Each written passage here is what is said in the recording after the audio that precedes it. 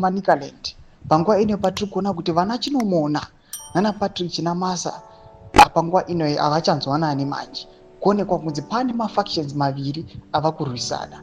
Mumwe nemumwe ane wake wavada kuti lead the Women's League kuManicaland uko. Sana pina mashoko atiri kuona kuti there is a letter panguva ino inoburitswa nana comrade Munyaradzi Machacha.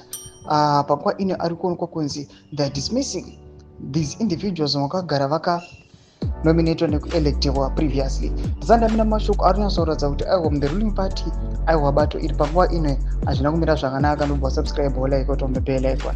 Tipinda panapa munhawo paende ZANU-PF vanoposta this picture ramuri kuona neleta yamuri kuona panapa muda nyuma kuti the ZANU-PF political commissar comrade Munyaradzi Machacha wishes to inform party members and the general public that the results of the ZANU-PF Provincial Women's League co-option for the position of chair lady conducted in Mutare on 6 April 2025 has been nullified by the commissariat.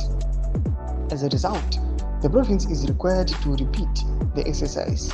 The new exercise of the co-option will take place at the ZANU-PF Manicaland offices on Sunday, 29 June 2025 at 10:00 hours and will be overseen by the National Political Commissar.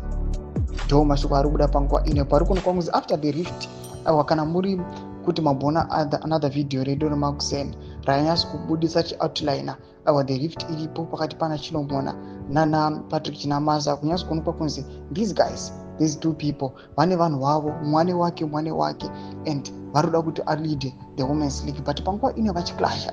Ndo zvatakuona pakuzobuditswa this later nana Machacha vachiva vachinalifya those guys vakanga vari nominated pamapose akaitwa musi 6 April 2025 panguva ino vachiti the exercise ichazoitwa tomorrow the 29th of June 2025 kuManicaland ZANU-PF offices. Ndo mashoko aripo muri Zimbabwe. Mbudzi mafunguro emo tikudii pamusoro pechitiko ichi. Munyango mesection yedu, subscribe, like, jota on the bell icon.